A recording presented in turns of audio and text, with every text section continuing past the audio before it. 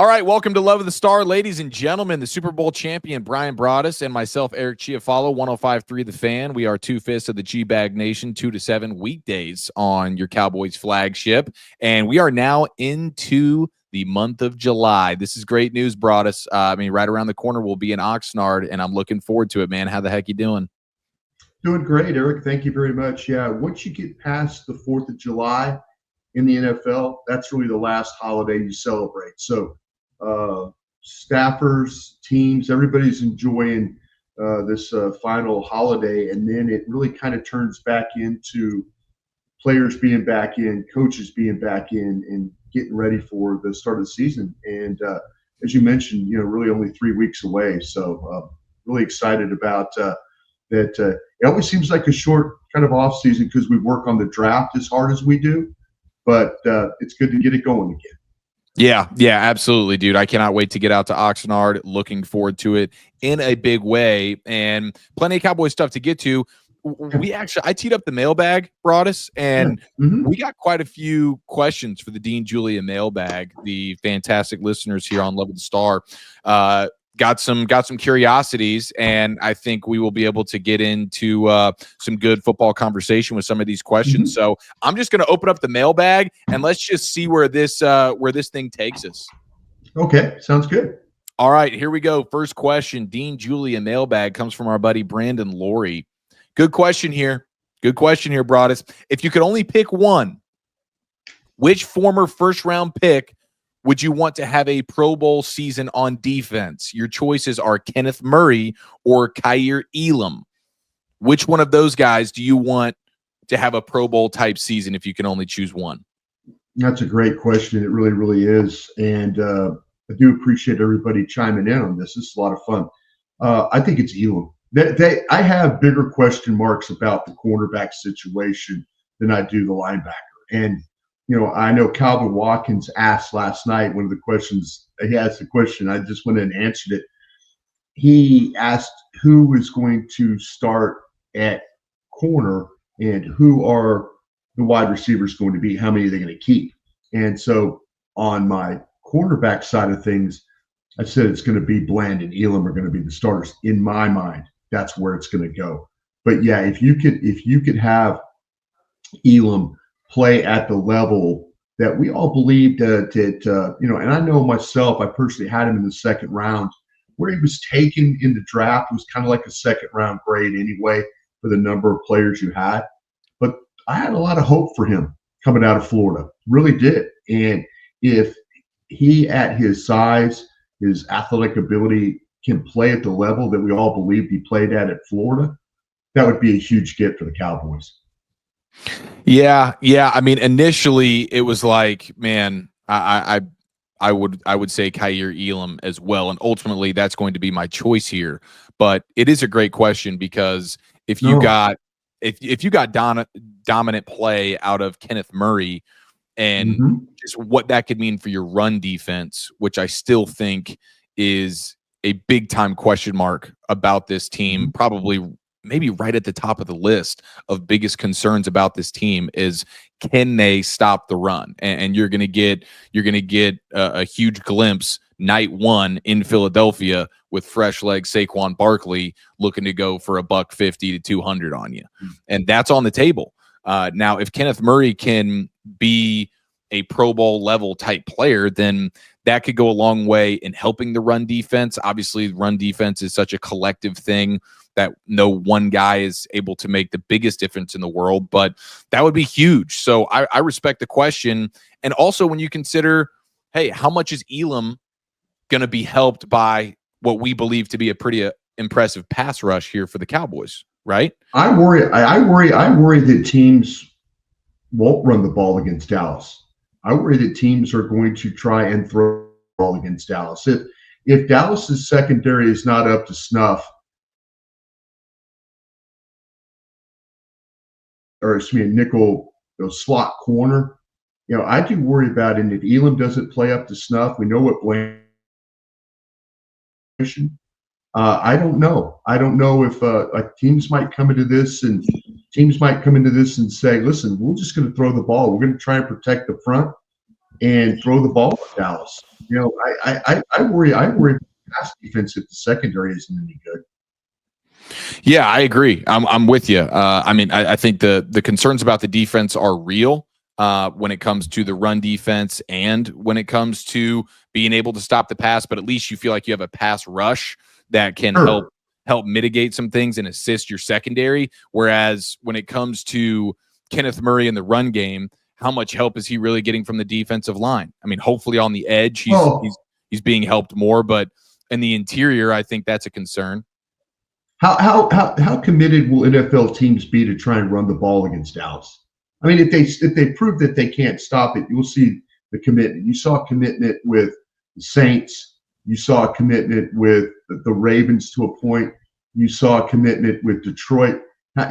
Some teams aren't committed enough to running the football. They're just not confident in doing it. Even, I've seen teams that should have run the football against Dallas not even try because they're not confident enough that they can actually get things done. The Philadelphia Eagles can run the football. There's no question about that.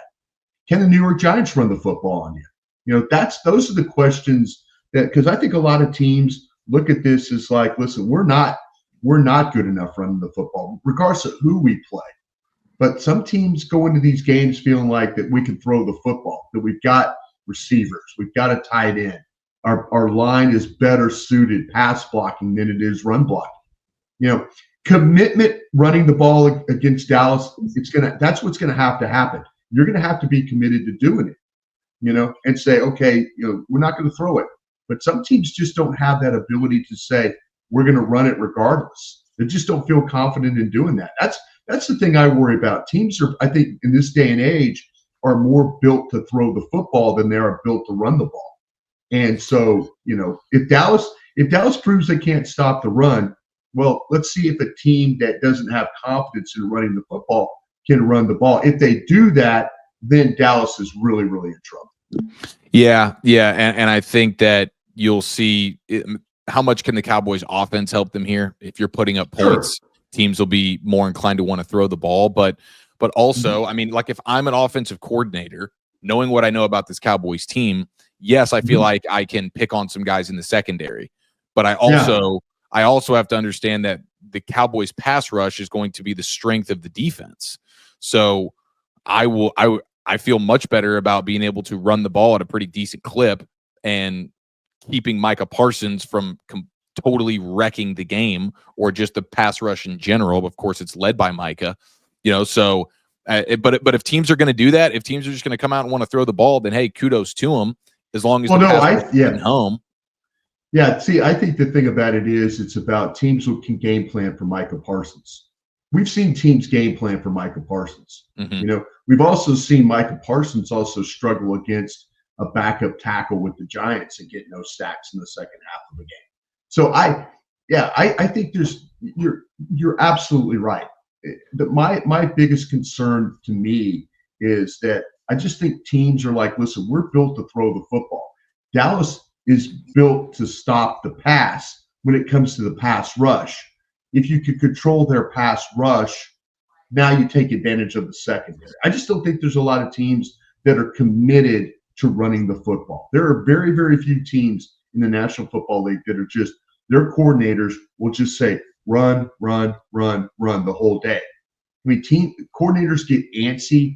They feel like, well, wait a minute, we take advantage of this, that, and the other. If Dallas is really bad on defense, it might be because they're bad both defending the run and defending the pass. But I just to run the ball against Dallas, be committed. We'll see how committed these offensive coordinators are, especially with teams that have multiple weapons on the outside and maybe not a good enough running back to do the job. Yeah, absolutely. Okay, great question from Brandon Laurie. Looks like we're both going to go with Kaiir Elam here. The questions at corner are just too much to overlook. Now, Steve Allen has a question here, brought us with the drafting of Tyler Booker, of course, BB having a year under his belt, the hiring of Connor Riley and Clayton Adams offensively and on the offensive line, the remaking of Guyton's body. Can you see this offensive line being top 8 to 10?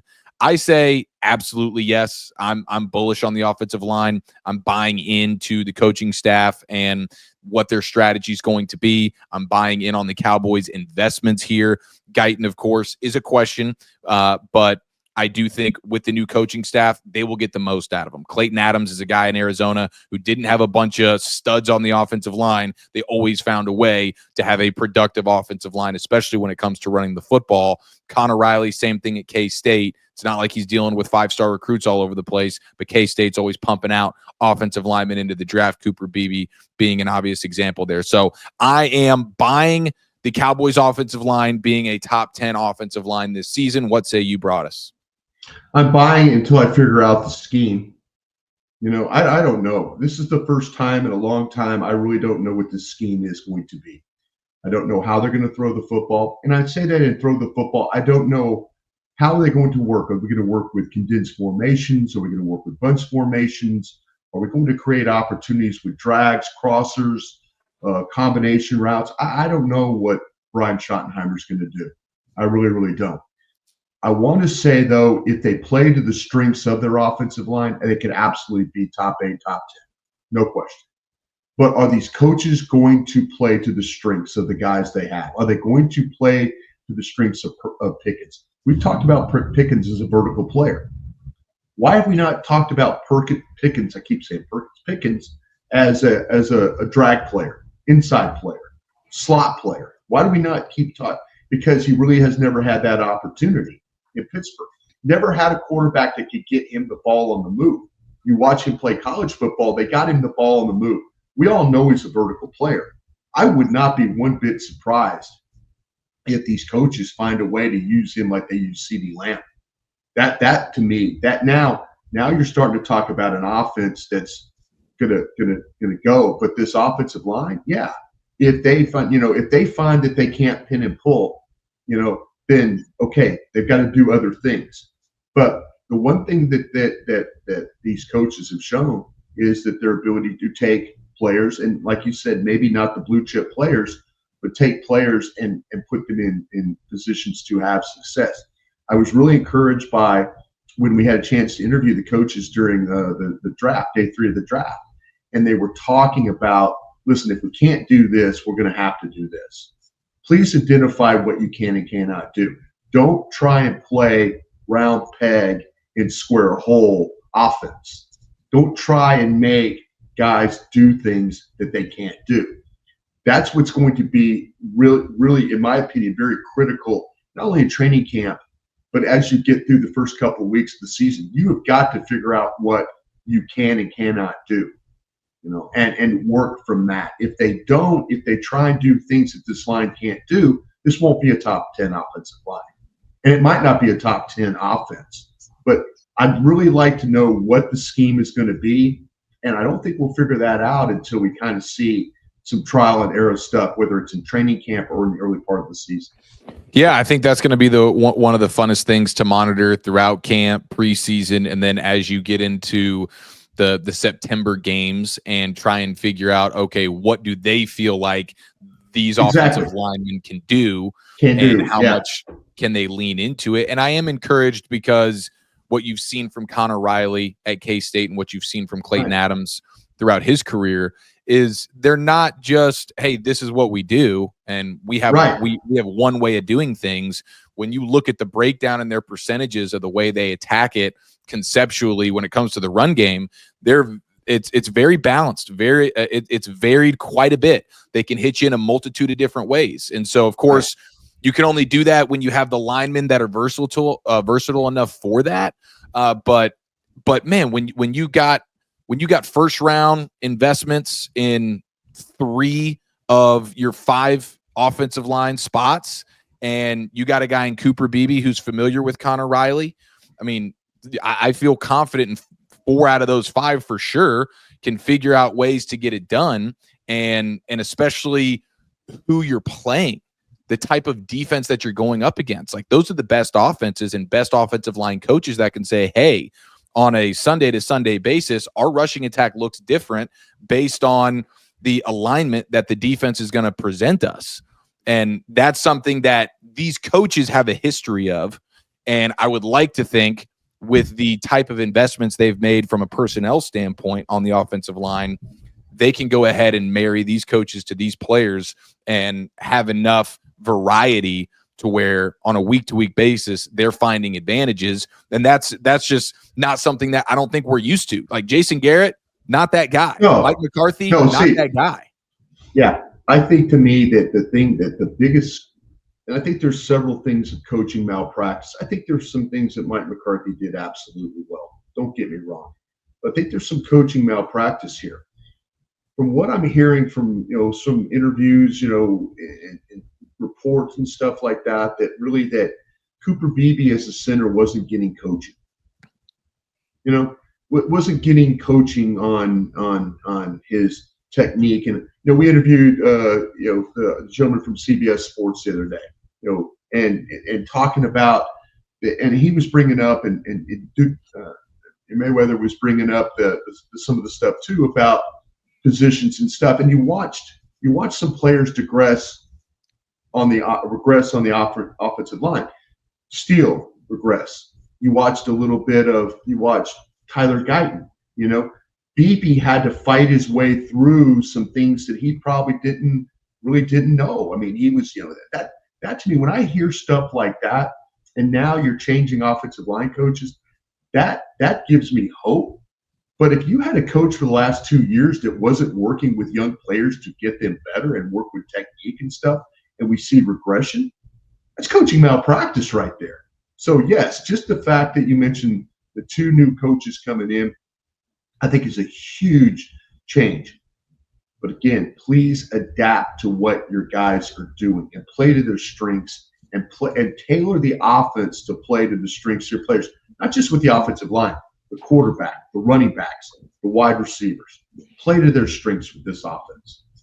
Yeah, couldn't agree more. That's really the epitome of being a great coach, being able to adapt, lean into the strengths of your players. I do think that this particular coaching staff, especially on the offensive line there with Adams and Riley, I think they have a track record of doing that. So I am optimistic that this offensive line, as long as they stay healthy, by the end of the season, we'll be talking about this being a top 10 offensive line.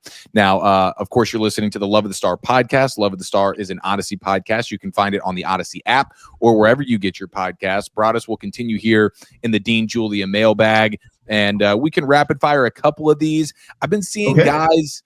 I've been seeing some Stephon Gilmore stuff pop up. We've gotten a handful of questions. Hayden Kesterson asking us here and a handful of others about Stephon Gilmore and him still potentially being an option for the Cowboys. Do you see that being something that maybe would be on the short list of guys they bring in if they get to Oxnard and don't like what they see from a cornerback standpoint? I'm monitoring what Asante Samuel Jr. is doing right now, if you want to be honest with you. I'm monitoring that one. I know you're dealing with some potential with with the neck and stuff like that. Is that something? I'm monitoring that one. I would like to believe that Gilmore is on a short list if things were to not look as nice as they need to be. I'm sure that he wants to be here. I'm sure it's going to come down to a financial consideration. I'm sure he's not going to want to play for free. So I think there's a couple of different factors working here. If Dallas goes out there and at training camp and we watch some practices and it is not going very well, and adding Gilmore means something, I'm not just against adding Gilmore. I'm interested in all options out there. Samuel, Gilmore, anybody that is on that street right now. I am not going into this season. I'm going to chase this thing and make sure that I feel as solid as I can about it until the others get back. We'll see what happens. They won't know. I asked people about the whole Diggs thing. They won't know of Diggs' availability until mid-August. They just won't. He hasn't been here working. They don't know that. They don't know what they really have there. They have an idea a little bit with Ravel about what potentially he could be back. I think that he's doing everything possible to be back early and try and help him in his rookie year. So that's a positive. But the thing with Diggs, they're going to have to look at this cornerback situation and say, if it doesn't look like Elam and Bland and others can handle the job, then they have to go and get some. You just can't go into the season and have hope as a plan. You have to go out there and find ways. And that's what I'm saying. I'm looking at Samuel. I'm looking at Gilmore. I'm looking at all these guys, that potentially that are on the street right now that can come in and maybe bridge a gap until I get some guys back. Yeah, for sure. I mean, that's going to be one of the big things we watch early on in camp. This cornerback situation is obviously looking pretty dire. So Stephon Gilmore, Asante Samuel. Pretty thin right now. Pretty thin. They got to figure it out. They will have to figure it out. Yeah. And I like Asante Samuel. It's just, I mean, the injury history is pretty alarming. Sure. For sure. Yeah. But Gilmore's a guy that is definitely being talked about. I know he still talks with a lot of the Cowboys players. We'll see them tweeting and interacting with each other. So I could see it happening. And I think a lot of it will come down to that Kaiir Elam and how he's looking, and then the injury stuff with Diggs and especially Ravel. Can we get these guys on the field sooner rather than later? Okay. Let's see here. Oh, this is a great question. Tyler G. He's asking Broadus, if you could choose one position group to play like a top 5 unit in the league, what group would you choose? And obviously we'll take out the quarterback because that's obvious. But yeah, it's either the secondary or the offensive line. Boom. Yep. Couldn't agree more. Either one. Yeah. I mean, we talked about it. We were talking top 8 to 10 offensive line. You get a top 5 offensive line, you're putting a lot of pressure on opponents. But the secondary, I mean, they're going to need if all of a sudden you do figure out things where you are a top 10 offensive line and the offense is kind of humming along and scoring points and putting pressure on people, then now it turns into playing to the pass rush and then playing to the secondary. You get a secondary that's playing top 5, with that pass rush. You're going to cause teams a lot of problems. But to me, it's take your pick, offensive line or secondary. Me personally, I think the offensive line would be where I'd lean. But man, it is not. Like I say, that second, you give me a top 5 secondary, I'm probably doing some pretty darn good things. Yeah, those are the first 2 that came to my mind as well. Ultimately, I think if I really had to choose one, I would still choose the offensive line, because if your offensive line is a top 5 unit, now all of a sudden what we think to be just a terrible running back room all of a sudden is going to look respectable. Much better, right? Your passing game and Dak Prescott's going to be awesome. They're going to put up points. That's going to help your defense in a big way. If your secondary is really, really good, you still wonder, is your run defense going to be good enough? That could still be something that tears you up. If your offensive line is a top 5 unit, your offense is badass. And if your offense is badass, your defense is going to be saved in a lot of moments. So absolutely. So the offensive line would be that. And again, I'm optimistic about the offensive line. I'm excited about it. We have KJ Wright asking, Broadus, is there at all a possibility that if his reps increase, Turpin ends up as wide receiver 3 when all is said and done? Sure. I think they've kind of figured out that you could put Turpin at wide receiver, that he was able to run some routes. There's some tape of him running routes downfield, catching the ball. I don't think he's around the line of scrimmage, screen. But, I mean, and I say don't think. I think he's gotten better. I think he's gotten more versatile in the way that you can use him. I could see absolutely in some situations. I think the guy that has the inside shot for the third job is Mingo. I really do. I think that Mingo is going to show up at camp as a better player than Tolbert. And not to say that I hate Tolbert, because anytime you say I think this or I think that, well, you hate Guyton because you like Awesome Richards. It's not the case at all. I just think I think Mingo is going to show up.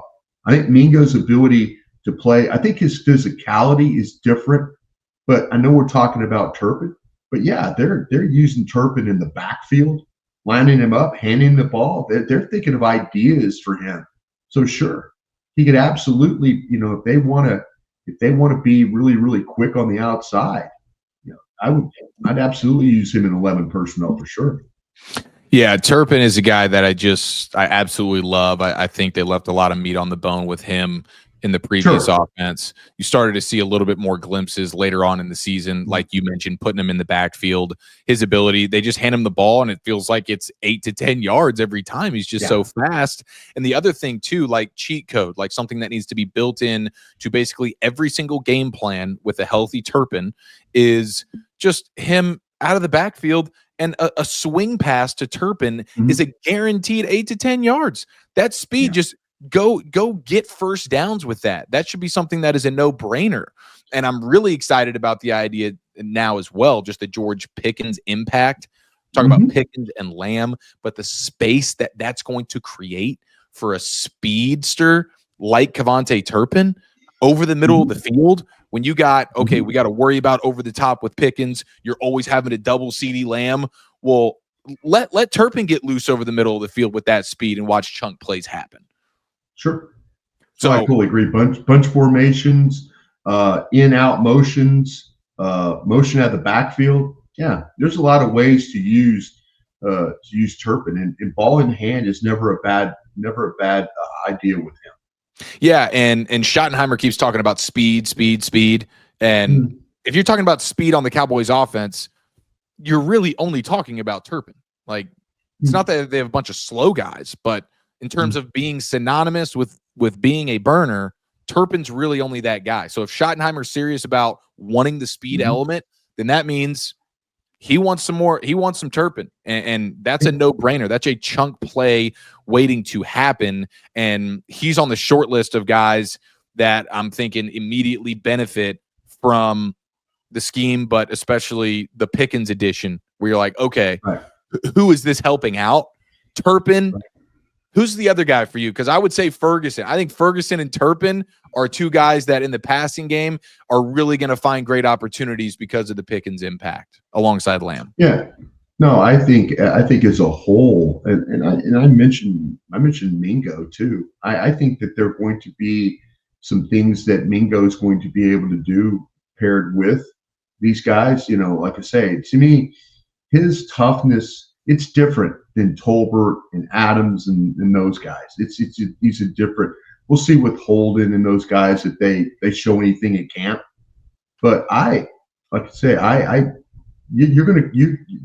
addition of Pickens does create a lot of opportunities for other guys. Yeah, couldn't agree more. I love what you're saying about Mingo, man. That would be a pleasant. It's just a thought. I think that he showed. I think he's in this kind of the same boat as Pickens. I don't think he's had anybody throw him the ball with any accuracy or any consistency. And I think this, with working with Prescott, is going to help him. I think his toughness, his body type, his willingness to do like dirty jobs, to do whatever to help in the running game and all that. I think he's going to be a very, very valuable player for you, catching the football and blocking for you. Yeah, absolutely. The blocking stuff is a guarantee. But I would love it, dude. I would love it if Mingo could catch some balls and make that trade feel like, okay, it wasn't a total waste. Sure. All right. Our buddy Dean Julia asking a question defensively here. Rank these three in terms of who you expect to have the biggest impact this season. All right, we're looking at defensive linemen. You're going to have Sam Williams, Peyton Turner, and Solomon Thomas. In terms of impact. Well, we'll see if all of them might be backups, right? That's fair to say, yes. Here's my vision. Sam Williams will help you as that right edge, that pass rush guy, rotational player. Could he be better than Fowler? You know, could he be better than Ezeraku when it's all said and done? You know, that's the kind of impact he can have. He's capable of being, I think Micah is probably your best pass rusher, but can Sam Williams come on and be better than Fowler and Ezeraku? That's your hope. That's your hope right there. I kind of feel like with Peyton Turner, he's not going to give you any pass rush, but he's going to play very well at left end. So he's going to give you run defense type of a guy. Can he be steady in that regard? When the ball's run to his side, can he keep his outside shoulder free and not get hooked, not get knocked off the ball? He's proven he can do that at points in times during games. I think that's going to be a factor. They're going to need him. I think they're going to need somebody to step up. They're going to have to find a way to replace Tank Lawrence playing left end, and so that's where I think that Peyton really helps you right there. The third one was who did you mention was the third one there? That was Solomon Thomas. Solomon Thomas. Well, there's probably your starter, your backup at 3 technique, and you can't, as important as the position is for Matt Eberflus, they're going to need him. If Osa's off the field, they're not going to need a huge drop off. They're not going to. I mean, they can't afford all of a sudden Osa's out of the game. Now the 3 technique is a compromised position. That all these guys have a key role as backup players. Mm-hmm. I do believe that you're going to need Solomon Thomas to play really, really, really well for you. You're going to need for him. Now, the way to rank it, I think I'd rank it the way I just described it. I think I would rank it Williams having the best opportunity, then Turner, then Solomon Thomas. That would how I would rank as far as needing to play at their absolute best. Yeah. I mean, Sam Williams is an absolute disruptor for sure. When he's at his best, the athleticism it's jarring. I mean, let's not forget this was a guy that was playing gunner on punt team. Oh, he's got the capability. Like I said, if Sam Williams turns into a better player than Fowler and Ezeraku, well, that would be huge for this defense. Agreed. Yeah. I mean, what he can bring from a pass rush standpoint, just a general disrupting standpoint with that athleticism. Right. I mean, you'll see where you'll look at the first step, like getting off the ball quickness, mm-hmm. and they can actually like next gen that. And there's times where he's faster than Micah from that standpoint. Yeah. So the problem for him is 1, coming off the injury, and then 2, just inability to be a consistent professional. And he hasn't been able to really put it all together from a consistency standpoint. And now you factor in coming off the ACL. So what type of start does he sort of get off to? But he's got the biggest boom potential out of these 3 guys. I think Solomon Thomas will give you a fair amount when it comes to the pass rush as well. And there's probably going to be times where it's him and Osa on the interior together on obvious passing situations. So, and that he's the epitome of a professional. I think you're going to get consistent play out of him for what he does well. And then the Turner stuff, I'd probably go Thomas, Turner, Williams, just because I can't trust Williams to be consistent, even though I'm hopeful. Yeah. I think with Williams too, you also have to worry about run defense. He has to show he can play run defense. Yeah. That's a little bit of a liability at sometimes. Yeah. Yeah, that's a factor for sure. Okay, great question there from Dean Julia. All right, let's see. What else do we have here? Random question from Colonel 460. Would you put Dat Win in the Ring of Honor, Brian Broaddus? Love Dat Win. Don't think he's a Ring of Honor player, though. Yeah, I think that's fair. Loved Dat. Loved Coakley. Loved Dat Win. And I got into a discussion this morning about Dat Win and Brady James, and people were saying there's no way that Dat Win was better than Brady James. And I'm a Brady James fan. Love Brady James, LSU guy. One of my LSU brothers, see him all the time. I think Dat Win was one of the, when you start to talk about Cowboy linebackers, the ability to read the play, see the play, finish the play. You can put him up there with the Chuck Howleys, the Leroy Jordans, all the great linebackers that have played, through the history of the Dallas Cowboys. You could put Dat Win up there with those guys. A Ring of Honor player, I don't know, man. I mean, it was a hard time getting Darren Woodson in the damn thing, So, I mean, and Darren Woodson, the all-time leading tackler, utmost respect, but Dat Win was a better player than Brady James. Dat Win wasn't as big as Brady James, but you look at how he played. Like, he played like Sean Lee, he played like Leighton Vander Esch, he played like these guys that see the ball, go get the ball, prepare, be ready, consummate pro, but I just don't see him as that Ring of Honor guy. Mason Johnson asking who's one player on offense, one player on defense that will make or break this Cowboys season. One player on offense. And I saw that question. If you can answer it, go ahead. I gave this.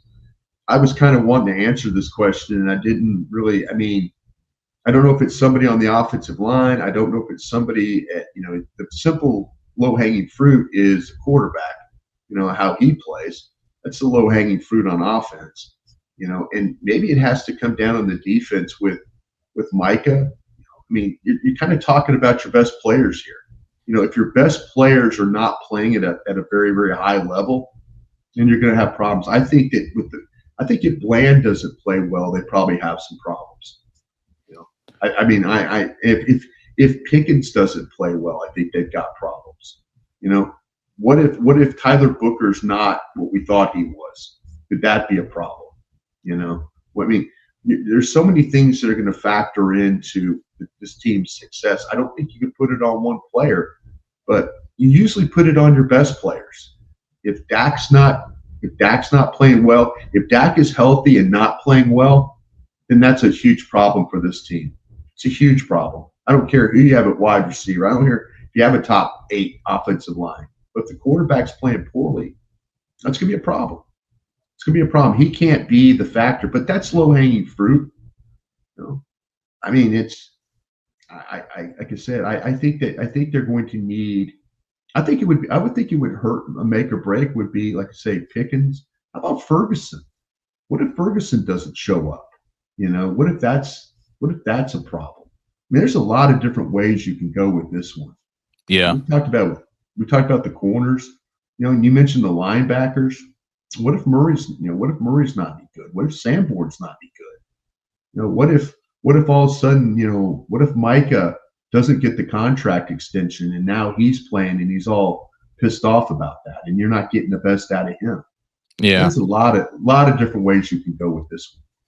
Yeah, I agree. I think I look at it like, okay, I'm gonna choose to just say that there's known factors of guys like Micah or to a lesser extent now based on the way he played before the injury and now the injury with Dak. But I'm just going to say, hey, man, he will be solid. Pickens, same thing. So like for offense, for me, I'm going Tyler Guyton. If Guyton can be awesome, then I'm going to trust that the rest of the offensive line is going to be pretty dang good. And defensively, it's easy to go corner here. And that's probably the right answer. But man, I think what could change this defense is and I don't have any faith in Mozzie Smith, I will look at a Jay Toya. I'll look at Jay Toya, and I don't want to put like pressure on him, like, hey, he's a 7th round rookie. Let's have fair expectations. But man, if he could step in and be an immediate plug and play run stuffer on 1st and 2nd down, just short yardage and run down situations, if he could be that guy for you, I think your opportunities defensively become much higher. So I'm looking at those guys in the trenches, but defensively, of course, the corner, like if Elam or if Bland are awful, then you're definitely going to be in a world of trouble. Sure. Okay, let's see here. We've got a lot of people asking about Awesome Richards and how much faith we have in him, and is he a guy that is he a left tackle and right tackle? Like if Steele goes down or if Steele's not any good, can Richards plug and play left or right tackle? Sure. Yeah, okay. I have the utmost faith in Awesome Richards. As a matter of fact, I know the work I've been doing with Botch Lombardi. We had this discussion, on the Doing All Right podcast on YouTube, and I was kind of in the discussion that there's going to be competition at left tackle. I think Awesome Richards is going to push Tyler Guyton. And Botch seems to take the opposite approach. He thinks that it has to be an absolute disaster for Tyler Guyton to lose that job at left tackle. I wanted to believe that because of the new coaching staff that they would find their best 5 players. And I think Awesome Richards now as he's come along, he's developed, he's worked at guard, he's worked at tackle, he's shown you some quality snaps. I think he's ready to compete. my hope is that they let him compete at left tackle, and and the best man win that job, regardless of the status of where you picked Tyler Guyton. But Botch feels awful. Opposite, excuse me. He feels that even if it's 60-40, Awesome Richards over Guyton, Guyton's still going to have that job. I want to believe different. I really, really do with the new coaching staff. We'll see. Yeah. I mean, especially if this is a team that clearly, they could do some winning. You don't want to just be single-handedly losing games because you're just going to keep running a guy out there who is getting crushed. So, yeah, and Awesome Richards has shown quite a bit, I would say, since he's been here, that he could be solid for you. He's had some injuries that have hampered things a little bit, but if he's healthy, I think he's a guy that is like, I love the idea that he's your swing tackle. I think the depth on this offensive line in general is pretty strong, and so I dig that. Some people are wondering, like, if you could, like, where do you feel like you have a log jam? I think me and Wolchuk were talking about this a few weeks back. Like, I think the offensive line is where you have quite a few bodies. If you're trying to do like a player swap in training camp for something, maybe you need a corner, maybe you need a defensive tackle or something like that. Well, hey, plenty of teams probably need an offensive lineman, and I feel like the Cowboys' depth is as good as anybody's in the league. That's a place where I could think maybe surplus player swap. Yeah, edge is that way too. I feel like I think he kind of got a lot of edges. I'm interested just because of, like you mentioned, the depth of the offensive line. We saw a regression from TJ Bass. TJ Bass went from a guy that all of a sudden is playing a little bit, and you're like, man, he should have been drafted. It's really, really strange how all the young Cowboy offensive linemen regressed under Mike Solari. Yeah, just strange. Really is strange. Hopefully that turns around here for the team going forward. Okay, one more question for us. You're listening to the Love of the Star podcast. Love of the Star is an Odyssey podcast. You can find it on the Odyssey app or wherever you get your podcasts. The mailbag questions have been fantastic today, and Broadus, people are curious about George Pickens and our stat expectations for Georgie. I don't know how much thought you've given to this, predicting someone. Yeah, I mean, predicting someone's stats.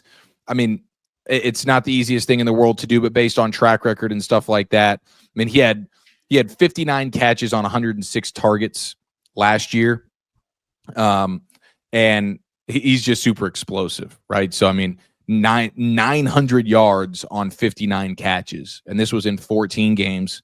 I think in this offense, this is easily this is 1,000-yard wide receiver.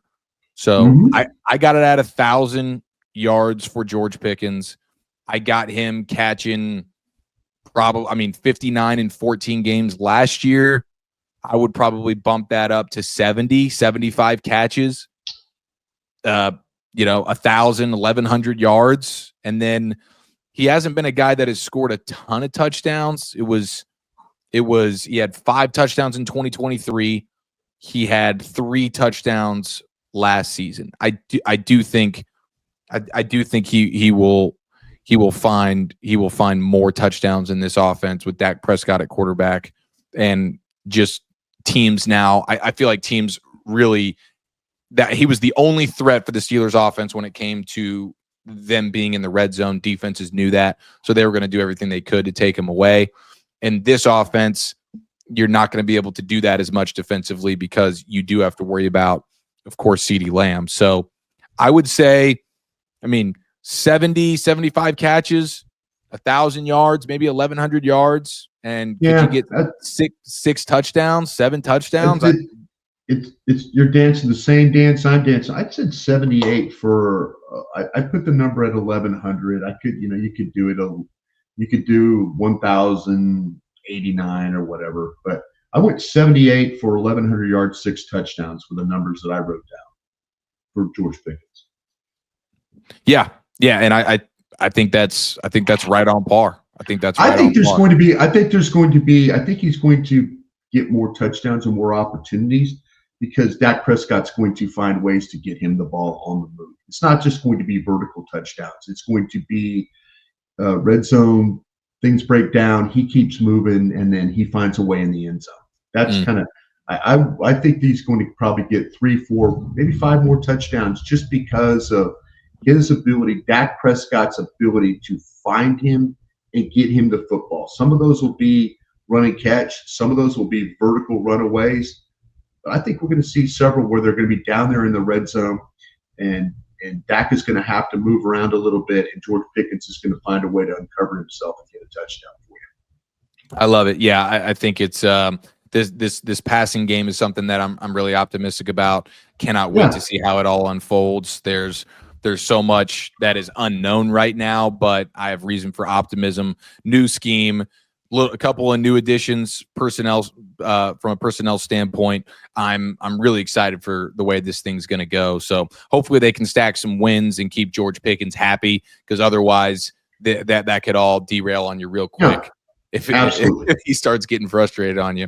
All right, well, that'll do it for today's Love of the Star podcast. This has been a lot of fun. Thanks to the Dean Julia mailbag questions. Absolutely on fire. This has been a great, fun episode. Broadus, you're the man.